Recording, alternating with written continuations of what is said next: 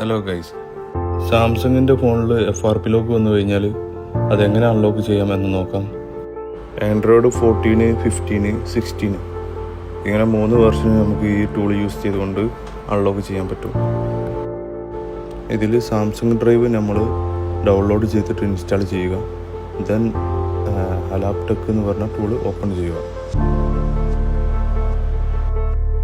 FRP ലോക്കൊക്കെ ഈ tool use ചെയ്തുകൊണ്ട് നമുക്ക് ഫ്രീ ആയിട്ട് അൺലോക്ക് ചെയ്യാൻ പറ്റും. കേബിൾ കണക്ട് ചെയ്തതിന് ശേഷം അൺലോക്ക് FRP ക്ലിക്ക് ചെയ്യുക.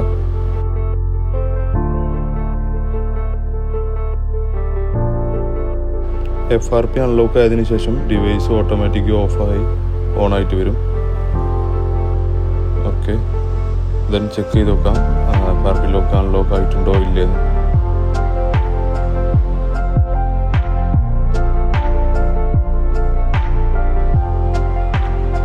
FRP ലോക്ക് അൺലോക്ക് ആയിട്ടുണ്ട്.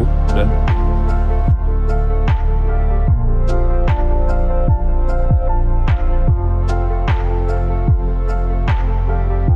ഇതിൻ്റെ ഫുൾ വീഡിയോ ലിങ്ക് ബയോയിൽ കൊടുക്കാം.